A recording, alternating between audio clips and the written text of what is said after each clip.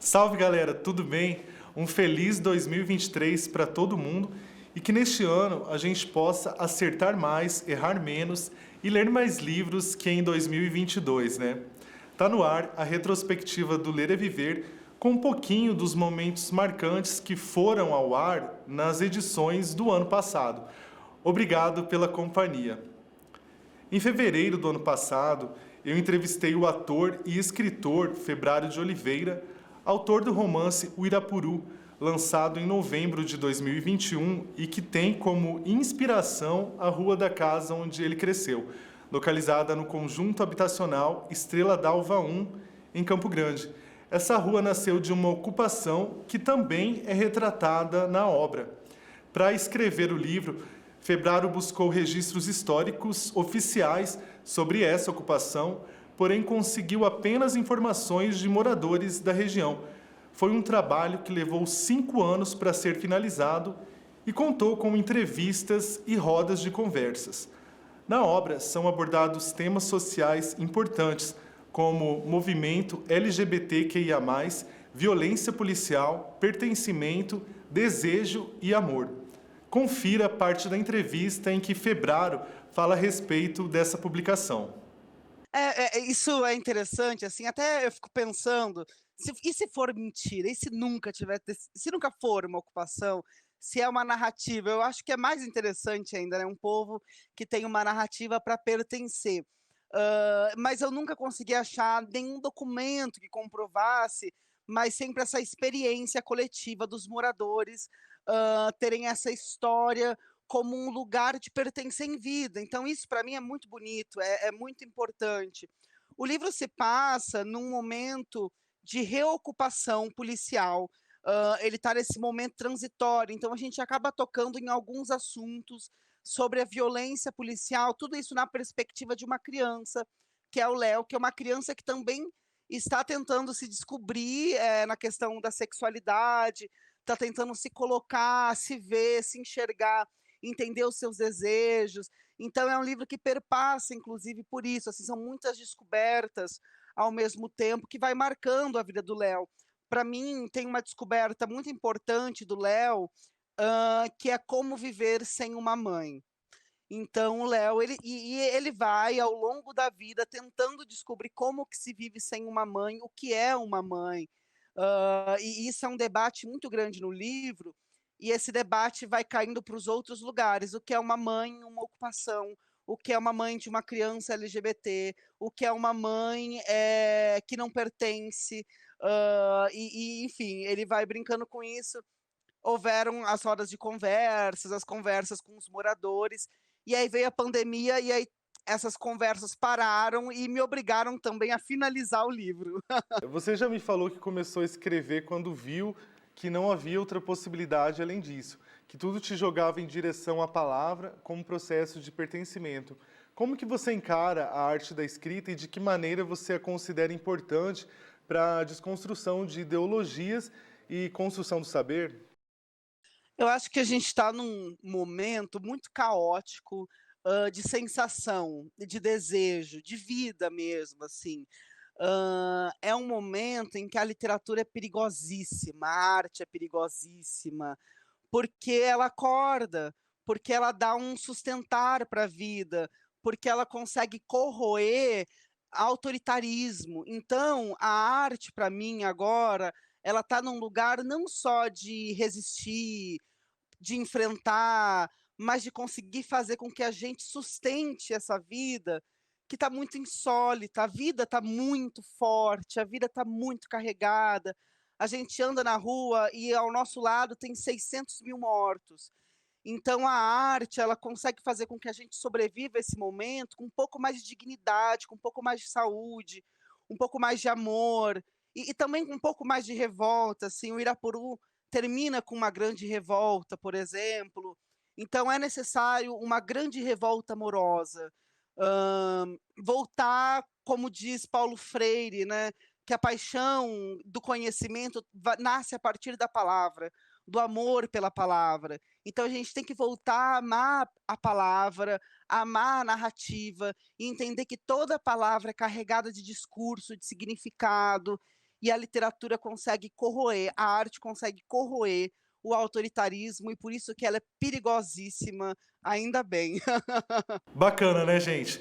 Um grande abraço para o Febrário, que em novembro do ano passado conquistou o prêmio Caio Fernando Abreu de Literatura no 30º Festival Mix Brasil de Cultura e Diversidade, realizado em São Paulo, pelo livro de poesias Caixa d'Água. Você sabia que a Biblioteca Estadual Isaías Paim, que fica na Fundação de Cultura de Mato Grosso do Sul, no ano passado recebeu 792 mangás doados pela Fundação Japão em São Paulo, como forma de promover a cultura japonesa por meio dessas histórias em quadrinhos e torná-las acessíveis ao público. Essa expressão artística influencia diversas mídias e constrói uma identidade única para o povo japonês. A Eleusina Crisanto, coordenadora da biblioteca, conversou comigo e me falou sobre a diversidade desses mangás e também como as pessoas interessadas podem fazer para consumi-los.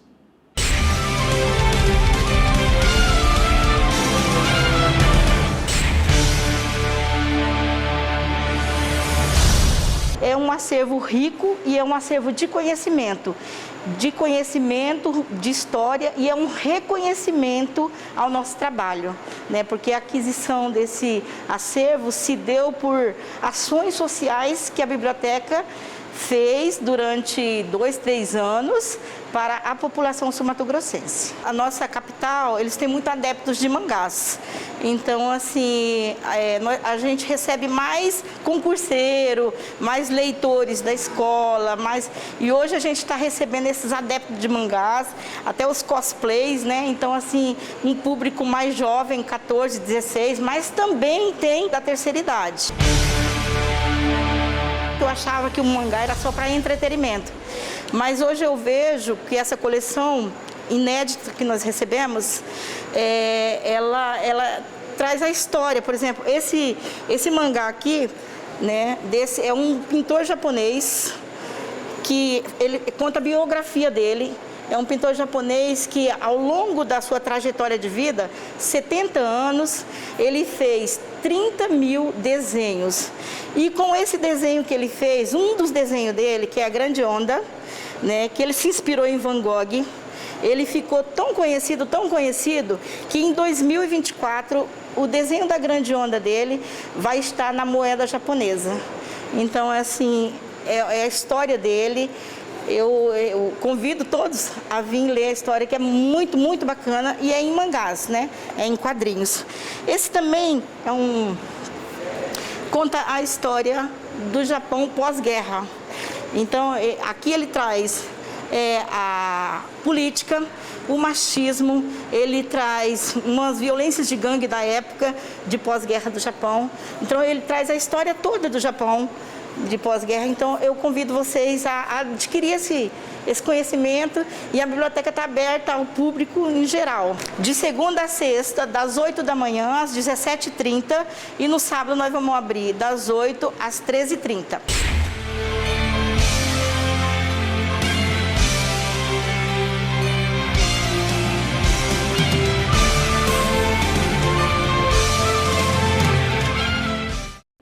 Se você é fã de mangás, mora em Campo Grande e ainda não foi na Biblioteca Estadual Isaías Paim, vai logo, aproveita.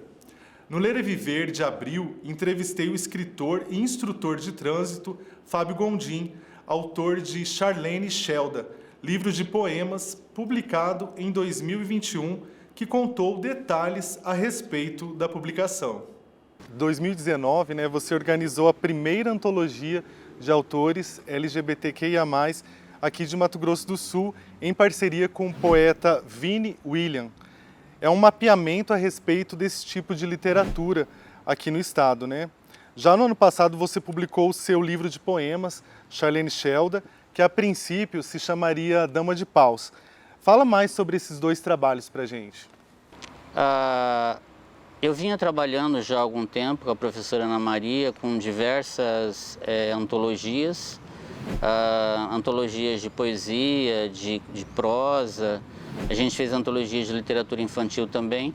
E aí, por ser um escritor gay, eu vi a necessidade de fazer uma antologia também que unisse esses autores, que a gente tem pouco conhecimento a respeito deles. Como você diz, a gente fez meio que um mapeamento, porque eles estavam escondidos em alguns lugares.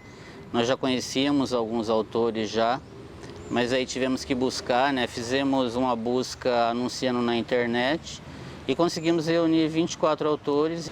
Eu entendo que nós conseguimos um mapa interessante desse tipo de literatura aqui no Mato Grosso do Sul. Para finalizar esse bloco, agora você confere a apresentação especial feita pelo músico e escritor Rafael Carvalho, que em 2008 participou de um trabalho com jovens indígenas numa reserva de Dourados. Autor dos livros Alto Mar e Contas de Mar e do CD Do Mar, lançado ano passado, o poeta radicado em Campinas faz uma abordagem não convencional da poesia, por vezes também provocativa. Luanda, a lua vai trilhando seus caminhos e os nossos. Vejo o céu pelo seu mar, suas águas. São meus antepassados, com saudade.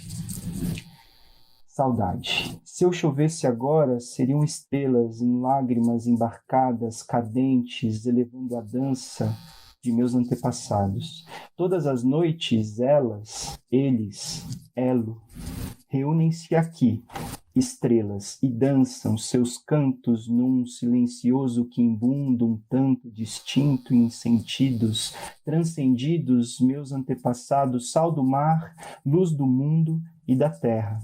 São hoje as estrelas que os orientavam antes, não mais para a morte, para o amor.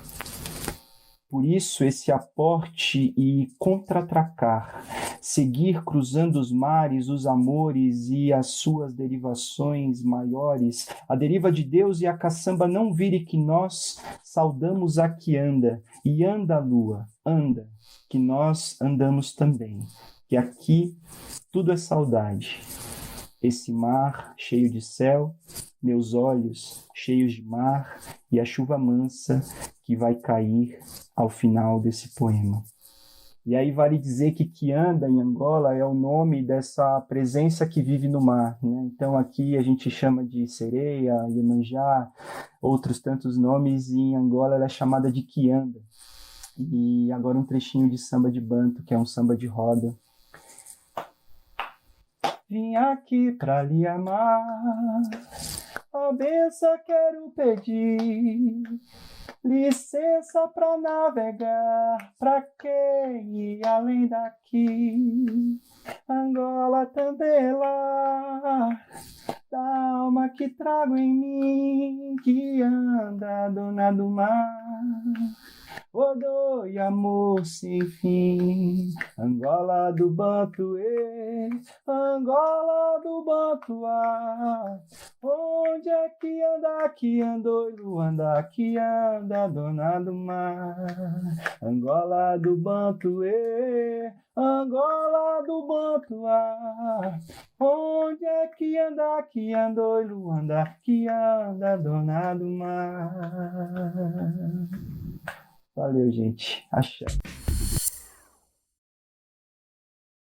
A Assembleia Legislativa sempre foi uma casa de coragem, de luta e de resistência. Nos últimos 4 anos, não foi diferente. Colocados à prova, os deputados sabiam que era preciso deixar de lado as diferenças, dar as mãos e trabalhar juntos. Esse foi o plano para superar as dificuldades e não deixar nenhum sul-mato-grossense para trás. Nesta legislatura, a Assembleia Legislativa modernizou a forma de trabalhar e aprimorou os canais de comunicação com a sociedade para estar lado a lado de quem mais precisava. A Casa de Leis trabalhou para mudar realidades, melhorar a qualidade de vida e gerar oportunidades para as pessoas. Grandes desafios ensinam grandes lições. Nos últimos anos, Mato Grosso do Sul passou por tempos difíceis e venceu. E a gente só venceu porque todos deram as mãos. Assembleia Legislativa de Mato Grosso do Sul.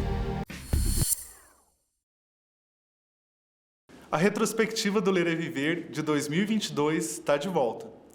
Em maio, foi exibida no programa uma matéria sobre a cultura das bancas de livros, retratando a Banca Vinícius, localizada no centro de Campo Grande. Inaugurada em maio de 2010, ela é referencial para quem busca obras novas, seminovas, usadas e até relíquias que estão fora dos catálogos das editoras. O Judar Reis, proprietário da banca, falou a respeito dessa cultura literária e também a respeito da diversidade dos títulos que os leitores podem encontrar nesses locais. Bom, eu precisava trabalhar e queria montar uma livraria. Mas como a grana não deu, eu comecei com uma banca e eu adorei a ideia. A questão do nome Vinícius, o meu nome é Judar e Vinícius de Moraes é um poeta que eu amo de paixão. E aí eu achei que o nome era muito melhor, mais sonoro e mais bonito. Era uma homenagem ao meu filho, na verdade, né? Vinícius. Então ficou assim a Banca de Vinícius. Bom, quanto ao meu material, por ser um espaço pequeno, de 10 metros quadrados, eu seleciono os livros bem a dedo, né? Então eu tenho livros de história, romance, drama, suspense, autoajuda, de tudo um pouco, mas muito bem selecionados, com autores muito renomados, bem trabalhados os títulos. Tenho alguns clientes que me procuram e pedem, assim, por exemplo, Bíblias de 1945 para trás, gostam de alguns dicionários antes da reforma ortográfica. Então, livros que eram de coleções. Olha, por exemplo, esses dias mesmo, um cliente me pediu um Tex de 1962, o número 1 da primeira edição. É uma edição difícil de encontrar, geralmente a gente encontra o número 1, mas da segunda edição. Mas eu consegui, quando o cliente tem paciência, a gente corre atrás para conseguir alguns livros mais selecionados, livros para colecionadores mesmo. E é muito interessante o colecionador, porque ele não quer nem que você tire a poeira do livro, né? Do jeito que você consegue, você tem que entregar para ele, assim. E é muito legal trabalhar com esse público, porque você passa a aprender muito com eles, né? Eu tenho uma paixão muito grande por livros e eu gosto deles, eu gosto de ler, eu gosto de estudar. E quando um cliente vem aqui, na verdade, eu até esqueço de vender, porque eu tenho tanta paixão pelo livro, que aí eu começo a falar sobre um e outro. E se a gente for passar para os clássicos, aí a gente vai entrar em Dostoiévski e vai entrar, sabe, em Don Quixote e Humberto Eco, que eu adoro, e Jane Austen. E se você falar assim, pô, Judá, me indica um livro que você gosta, que é a tua paixão, eu falo assim, cara, Médico de Homens de Almas, a história de Lucas, demorou quase 2 décadas para ficar pronto. É um livro extraordinário, um dos melhores livros que eu já li na minha vida. Já li esse livro umas 2 vezes e recomendo de olho fechado. E o atendimento, ele vai tomando assim um tamanho que eu esqueço de vender mesmo, assim. Eu gosto que o cliente venha e que ele se sinta à vontade, e que a gente possa debater sobre livros, eu possa falar sobre o meu gosto pessoal e o dele. Naturalmente, isso não foi uma coisa que eu me preparei profissionalmente, isso veio com os livros, com a minha leitura, e eu acabo trocando essa ideia com a pessoa que vem aqui. Então, às vezes alguém vem atrás de um título, eu não tenho, eu falo, olha, eu não tenho esse título, mas eu tenho alguma coisa na mesma linha, mas não porque eu quero empurrar um livro, é porque eu sinto a necessidade realmente de satisfazer essa pessoa, para que ela venha mais e mais vezes, e a gente forme um círculo de amizade e tal, porque é importantíssimo que se leia, né? A leitura é um hábito maravilhoso. Você pega hoje, o Brasil é um dos países que menos se lê na América Latina, você vê os chilenos leem muito, os uruguaios, os argentinos. Aqui no Brasil, 70% da população nunca comprou nenhum livro e 30% não lê nem 5 livros por ano, o que é um estapafúrdio. Você sabia que no processo de publicação de um livro é muito importante o papel de uma editora? Agora, você confere parte de uma entrevista que eu fiz com Walter Jerônimo, diretor da Life Editora, uma das mais consideráveis empresas do ramo editorial de Campo Grande. Ele me contou quais as principais tarefas de uma editora de livros e ainda a respeito das particularidades entre uma gráfica e uma editora. Veja, como que é esse processo, né, para que um escritor conte com o respaldo de uma editora, no caso, por exemplo, a Life, né, no sentido de publicar a sua obra, e quais que são essas fases de produção, então? Primeiro, a capa. Ela tem que ser criada por um profissional que entenda, que saiba o que o livro ele tem tendências também. Assim como a moda, ele tem tendência em relação a cores, em relação a fontes. Então, alguém que estudou para isso, para que o livro, a capa do livro, ela se destaque em relação aos outros. E tem algumas coisas técnicas, às vezes, que o leitor não percebe, mas o papel que é usado, a fonte que é usada, a questão de recuos, a questão de margens.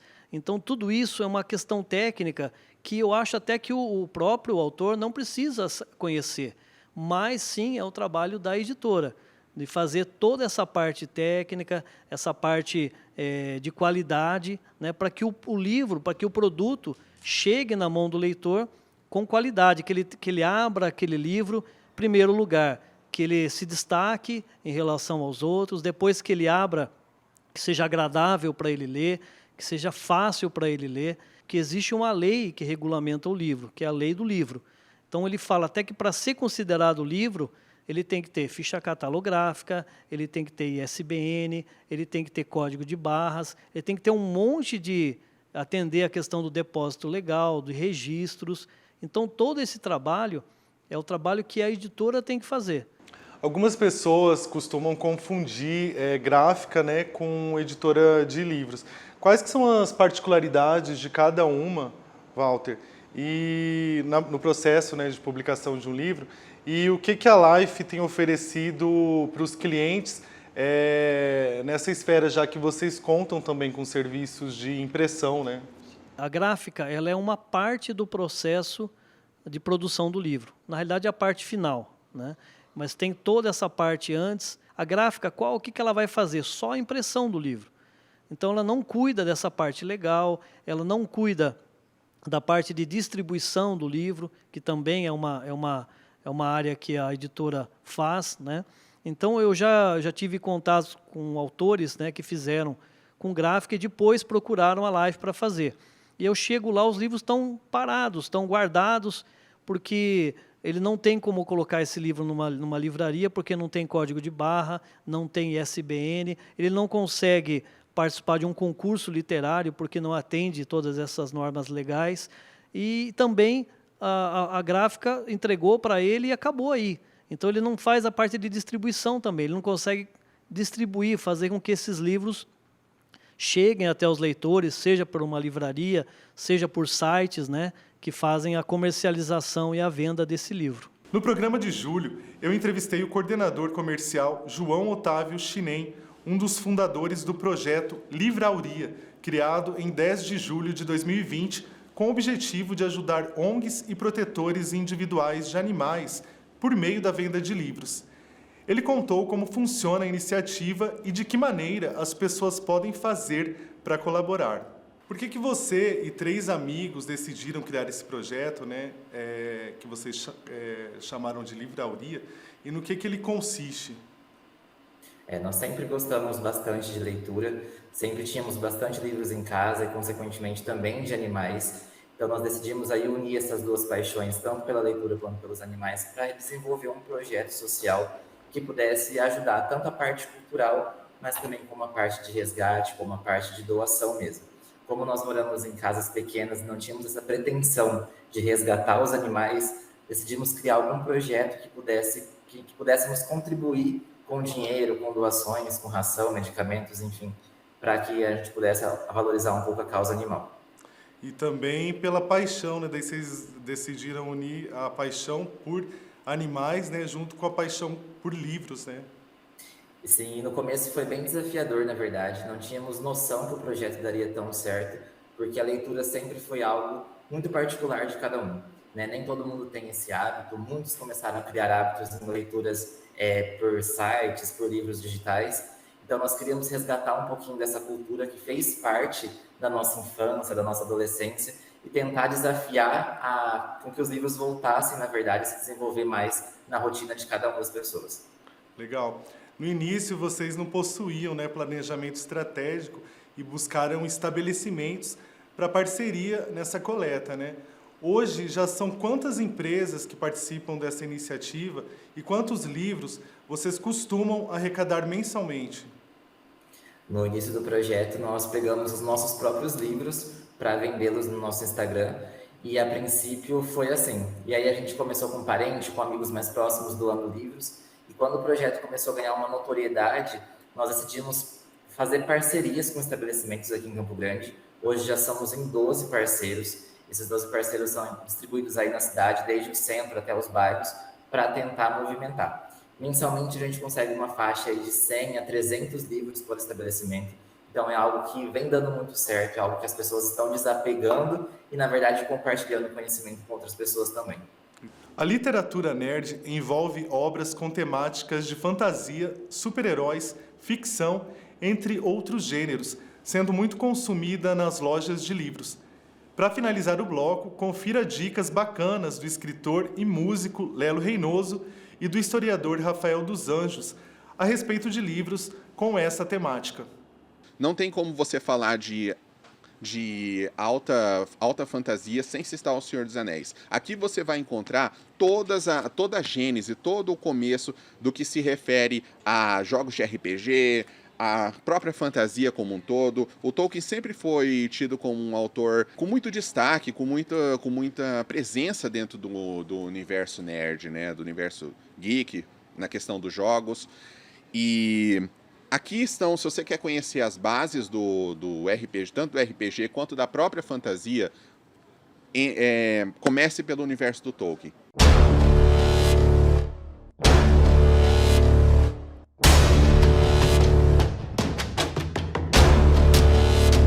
Em segundo lugar está Duna, que foi recentemente adaptado para o cinema. E Duna foi um desafio à parte, porque na época Duna não tinha os recursos necessários para se fazer um filme que prestasse o devido respeito à obra original. Duna mostra uma sociedade em que a mineração das especiarias é a fonte de renda principal do planeta Arrakis. E nisso você vai ver muitos conflitos de determinadas etnias dentro desse planeta Arrakis, que são a ideia central da saga, e que a gente tem que levar essa discussão para todos os tipos de debate possíveis. E, bom, Duna tá aí e é um dos pilares da ficção científica atual.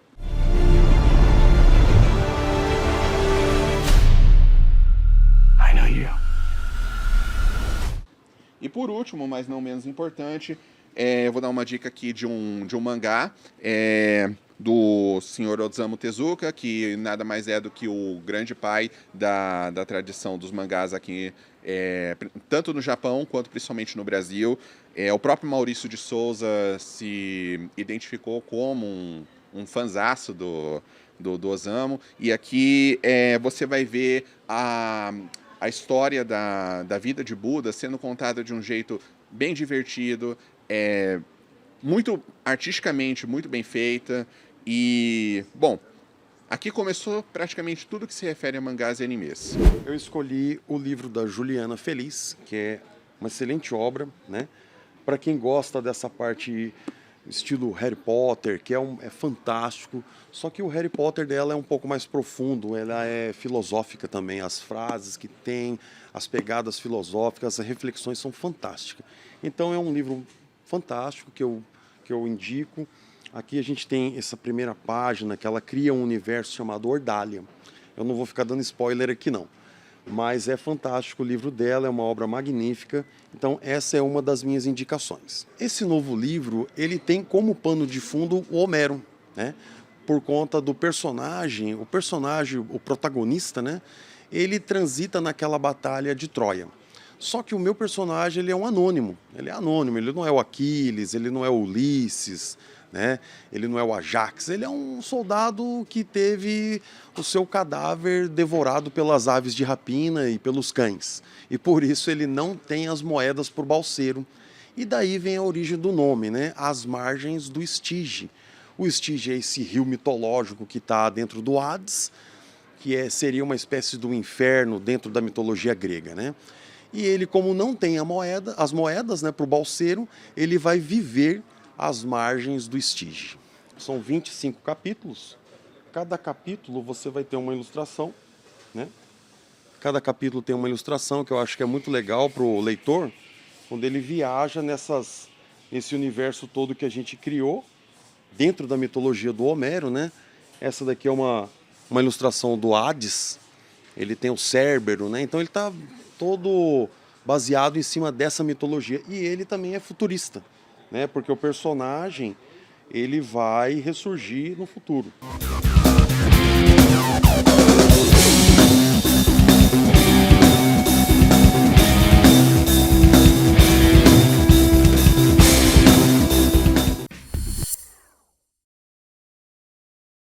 Mais amplo e moderno, o plenarinho deputado Nelito Câmara está pronto para voltar a receber reuniões, debates, palestras e outros eventos realizados pela Assembleia Legislativa de Mato Grosso do Sul. O espaço agora passa a contar com aproximadamente 70 lugares, capacidade 3 vezes maior que o anterior. O sistema acústico também foi totalmente reformulado e projetado para proporcionar a palavra falada, sem a necessidade de caixas de som e utilização de microfones. A visualização também será facilitada, já que as novas instalações do auditório foram construídas em rampa. O local vai garantir ainda a acessibilidade às pessoas com deficiência, para que cadeirantes tenham acesso ao lugar. Os revestimentos, pontos de internet, de energia e cabeamento para as transmissões da TV Alemes foram trocados. Os sistemas também foram integrados com a união do painel de votação, som e câmeras de TV. A reforma no plenarinho deputado Nelito Câmara faz parte do projeto de modernização das dependências do Parlamento Estadual. TV Alemes, a TV da gente de MS. De volta ao último bloco, a retrospectiva do Ler e Viver agora mostra entrevista realizada com a bibliotecária Gilza Marrone, criadora do projeto itinerante Vamos Ler Juntos, que tem como objetivo a formação de rodas de leitura entre jovens para disseminar esse hábito. Ela conta um pouquinho a respeito dessa iniciativa. Quando eu me aposentei, eu queria muito realizar um trabalho voluntário, mas tinha que ser um trabalho voluntário que envolvesse livros, leitura, literatura, porque é a minha praia. E aí eu me lembrei que ao longo dos meus 35 anos como bibliotecária, eu tive a oportunidade de conversar com muitos jovens e esses jovens sempre me diziam que não gostavam de ler, pelo menos assim, grande parte deles. E eu ficava muito intrigada, porque eu pensava, as pessoas adoram ouvir histórias. O sucesso dos filmes, das séries são tão grandes, né? Os livros contam histórias. Então, por que os livros não fazem sucesso com a moçada?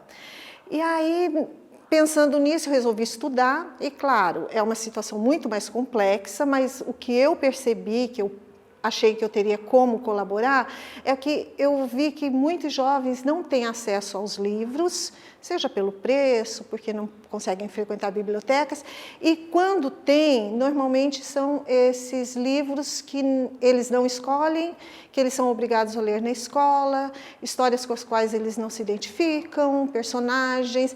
E aí eu falei, então eu vou criar um projeto que coloque livros nas mãos desses jovens, mas livros que os interessem.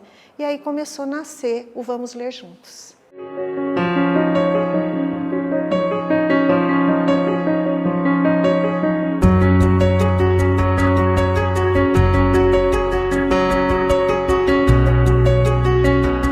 A pré-seleção eu fiz como curadora do projeto, né?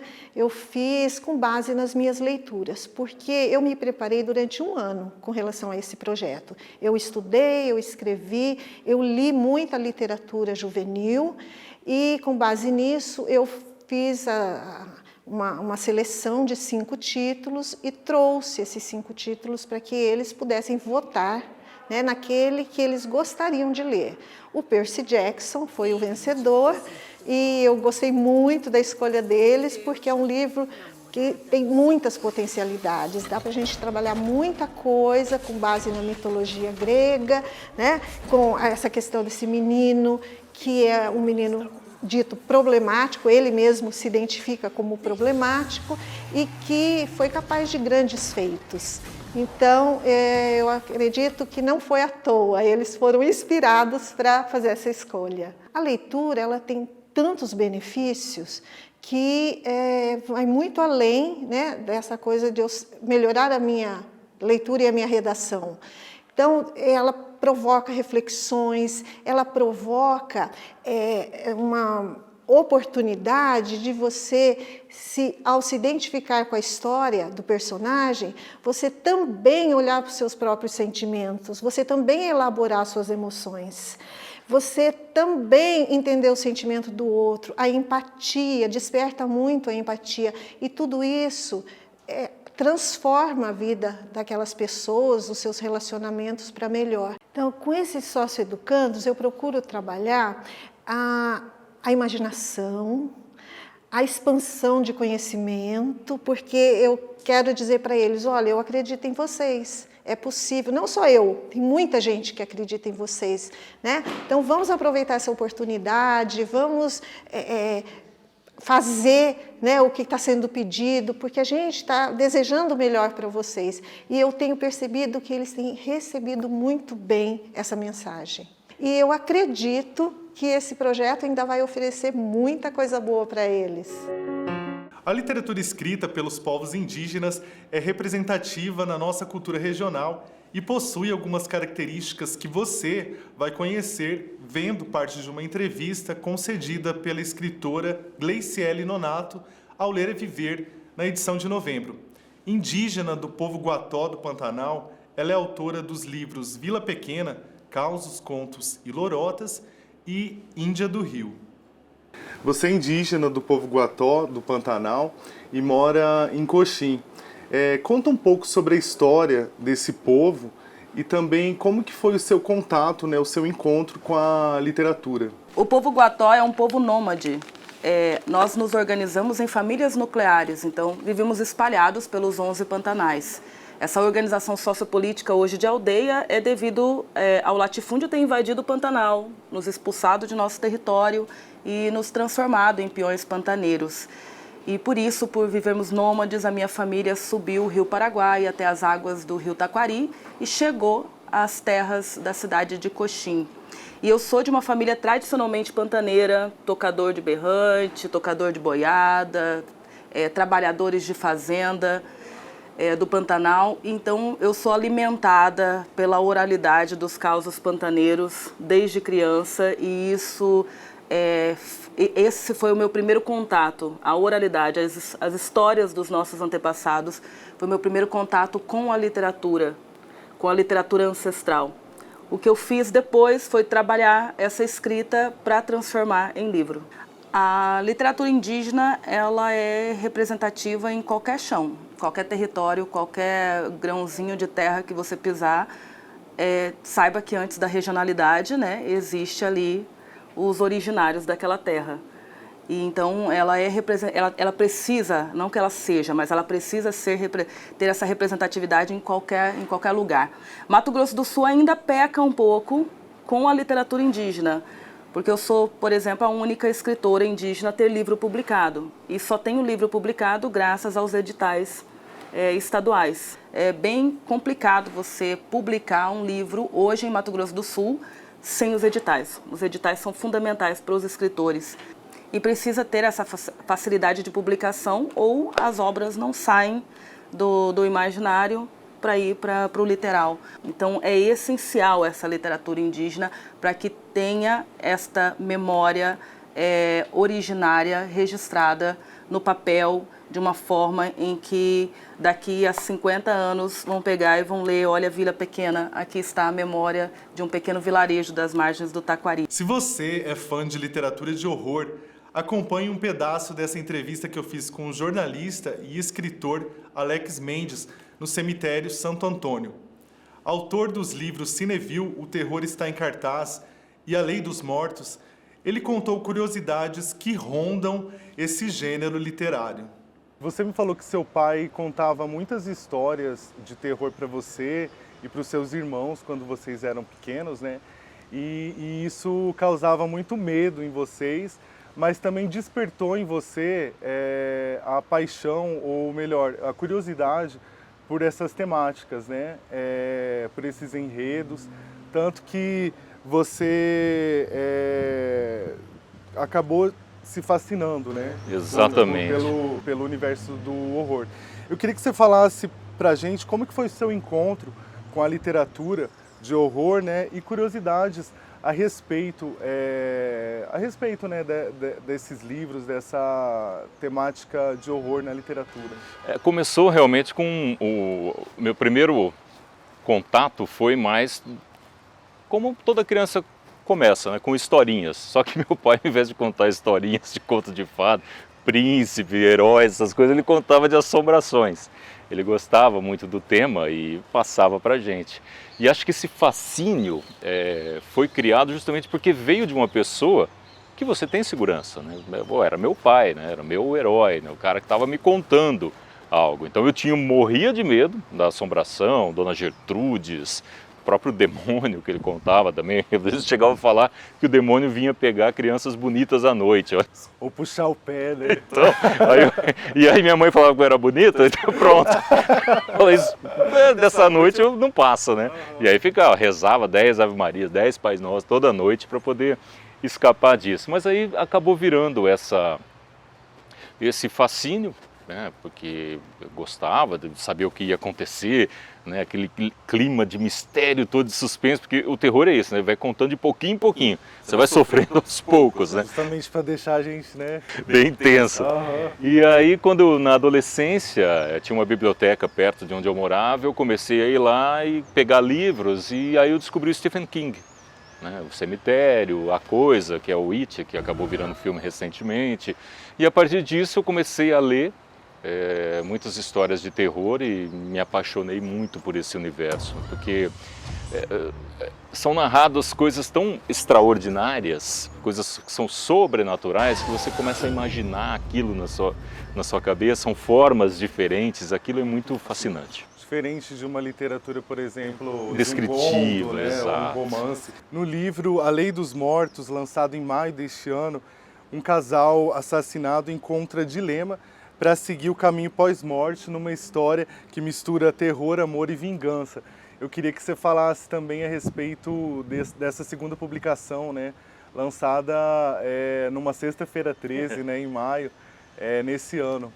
Contasse para quem está assistindo um pouco a respeito desse enredo. Eu vou falar um pouquinho sobre a Sexta-feira 13, por quê, né? A Sexta-feira 13, para nós que somos amantes do terror, ela é muito icônica. No meu caso, eu gosto muito por causa do filme lá da década de 80, do Jason, né? Que é aquele cara mascarado com a máscara de hóquei que sai matando todo mundo. E ela é cercada de misticismo e superstição. Exatamente. Né? É difícil saber o porquê que virou isso, mas existem algumas explicações em relação à religião, né?